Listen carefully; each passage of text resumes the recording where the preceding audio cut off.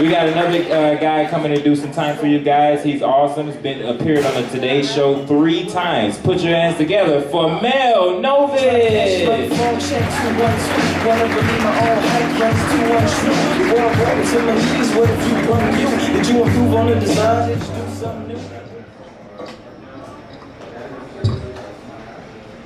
Donald Trump thinks the streets of Chicago are dangerous.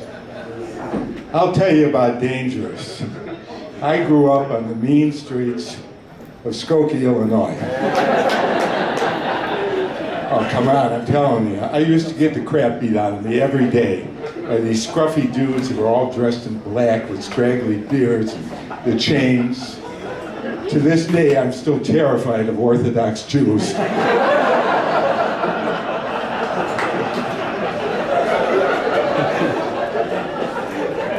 It turned me into one rebellious kid. I'm embarrassed to admit it, but I once molested a priest. He didn't seem to mind, but it was very awkward being in the confessional with him. I want you to know, it's not easy being a sex symbol. I mean, everywhere I go, honest to God, the chicks are always checking me out. Really. What's your name, honey? Angela. Angela, I notice you've been undressing me with your eyes. You too, sir. And I know what you're wondering. Is this old dude wearing boxers or Depends? I'm wearing both, damn it. Sometimes when I'm in a hip-hop mood, though, I deliberately drop trowel and I leave a few inches of the diaper showing. It's a very cool look when I'm twerking. Oh, come on, you probably don't think I can twerk, right? I stay very modern. I hang out with young dudes.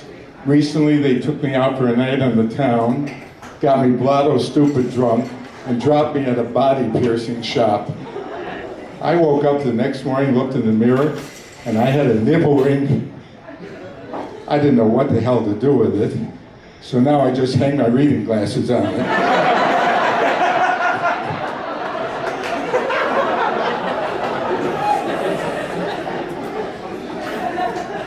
As you may have noticed, I have somewhat of a receding hairline. And I didn't always look like this. I used to have a beautiful head of thick, wavy hair that I kept on my bureau. I was a proud member of the Hair Club for Men, remember that? The TV commercial with the young dude swimming around with a beautiful girl in the pool, and the announcer promised that anyone could swim wearing one of their products. So of course I went on it, ball and pasted it on my head. I jumped into the deepest end of the pool, and I almost fucking drowned. I don't know how to swim. And the only chick in my pool was an 85-year-old woman in a 4-piece bathing suit who had to use it to drag me out of the pool. People have asked me, Mel, what's an old dude like you doing, just starting out in stand-up comedy? You couldn't have found something more appropriate to do at your age? Well, I tried, but I couldn't get into porn. They told me that my package looked like something that had fallen off of a UPS truck. And that all the contents were badly damaged. And they may have had a point. I used to have this terrific looking tattoo of an eagle on my butt. I called it my Gramp stamp. Son of a bitch migrated down around my ankle. Looks more like a shriveled up turkey. I want to tell you, it's not easy getting old, honest to God. Going through O'Hare Airport, can you believe, last week I was detained for an hour. They were accusing me of concealing a bomb in my sock until the idiots realized it was just one of my testicles.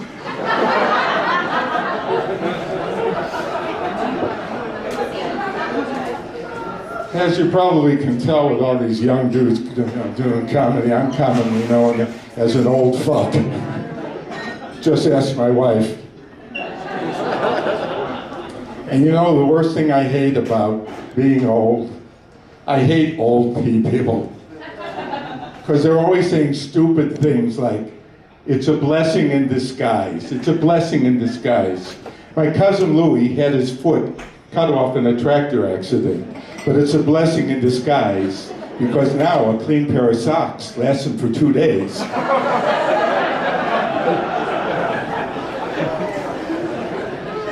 I have a rather unattractive daughter. She weighs 340 pounds. She has acne, buck teeth, and a mustache. But it's a blessing in disguise. Because now I know I'll never have to pay for a wedding.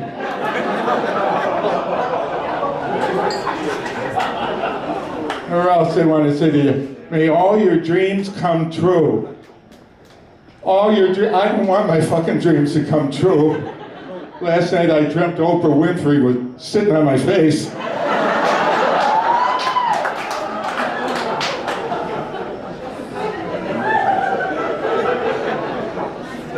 What about these people that always say about their wife, I love my wife to death. I love her to death. Do you ever really listen to that? Can you think of a more pejorative term than death? Ladies, I want to tell you, if your significant other is telling people he loves you to death, beware, he's probably a necrophiliac. Or else, you know, at my age, I've gone to a few funerals, and I'm telling you, people go to a funeral, they never know what to say. So everybody always says the same thing. If there's ever anything I can do for you, if there's ever anything I can do for you, just once I would like the bereaved to look in their face and say, all right, motherfucker, wash my car.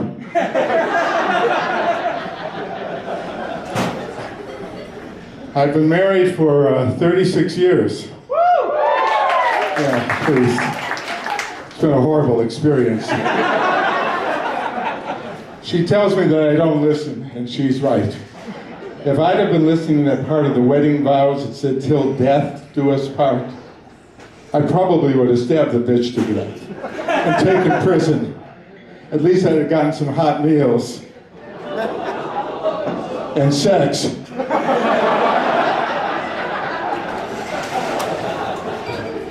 After 36 years, I'm still having to have protected sex. I carry a gun, because that's the only way I'm getting any. And yes, we do have safe sex. I've had guardrails put on the bed.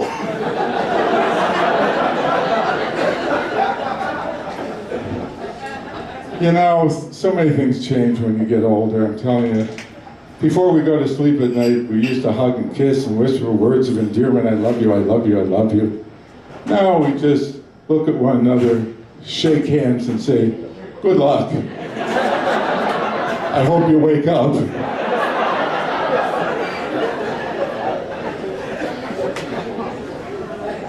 There was a time when we used to have, what was that thing called? Oh, sex. Yeah.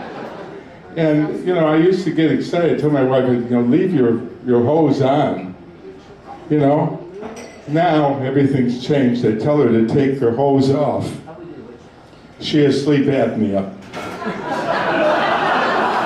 Thank you. With this side of the room, please explain it to these morons over here.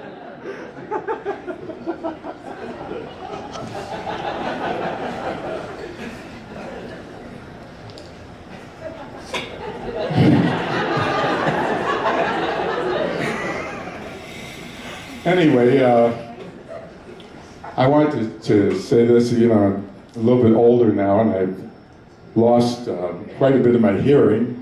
It's the truth, and it's caused me a lot of stress. And I don't want to wear one of those hearing aids, you know, makes you look kind of old. So I decided to go to my doctor and ask him if he could think of some way maybe I could control my stress. And I said, you know, doctor, I said, you know, really, I don't want to wear a hearing aid. Can you recommend anything? So he gives me this exercise to do 3 times a day and says, come back in a month and let me know how you're doing. Well, I went back after a month and I was feeling great. The only thing is that I was like feeling very chafed in my groin. And I told the doctor about it. And he said, geez, I don't quite understand how meditating 3 times a day could have caused that problem. I said, oh. Again, you gotta, I mean, this is a total waste. Ladies and gentlemen, I want to tell you from the bottom of my heart, I mean, you guys have been a really mediocre audience. But seriously, you're in for a really great show tonight. Dave Siegel, all the way in from New York. You have a really good time. You've been great. Thank you, guys. My name is Ron Elvis.